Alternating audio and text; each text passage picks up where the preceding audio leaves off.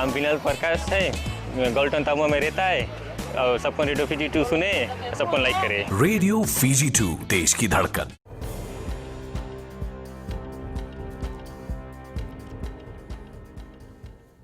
Nisambul vinaka.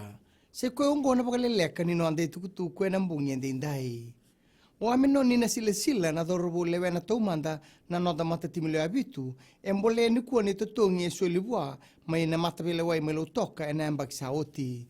Totongi tego na sila me wolu na ambaki e pal ni bebesu.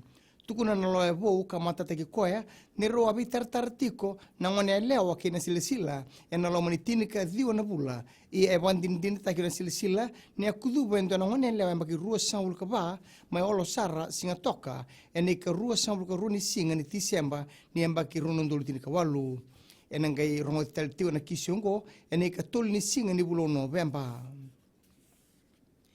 Endura tikina bimbi e bebangan retikina na ministry ni marama ngone ke ina paluti ni rabua o ya na non rabai tabi mai na be tambane so ena kena sangai me wali na lenga ni non rando balolo matagi na marama ke ira na ngone e bagreta ko mereseni buniwanga na kena minister ni mai dingo mi rawa endono ndolo lima na rawa basa mo lima na kisi ni non rabalolo matagi na marama ena mbakiongo e ka buniwanga ni siang ni rawa ni wali na lengongo ke wakatamba imbi ne dola kina mata ni tu.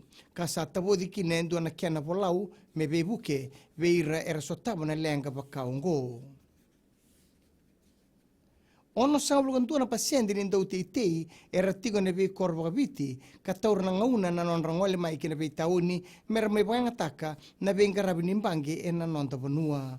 Tukuna na minista ni teitei, Dr. Mahendra Reddy, ni ngo endo na lenga e sota bisarti o lebu, wambimbi na kena rautaki na buli e na bugu ni beka labo, beir nando teitei ngo. Ngo na buna e andua kina na bendi dinati, kina mbange na BSP, e na bugu ni non ratoko ni nando teitei, e na bugu ni beka labo, e rasanga ni kila, merabuke kina, e na ngauna rendre ngo.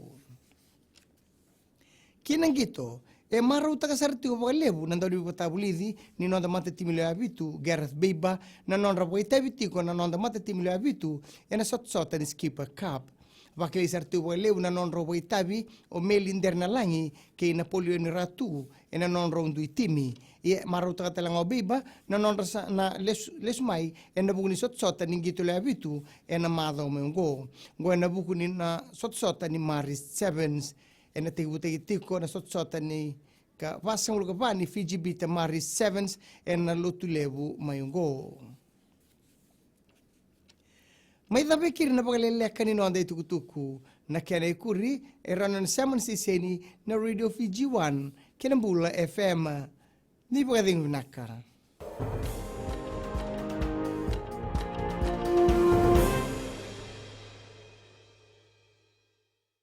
Natango merea maramani waya manatu ya sawa au wetikitukutunde nandi ya ndo marataka na varonga na Radio Fiji 1. Radio Fiji 1 nandomo ibiti.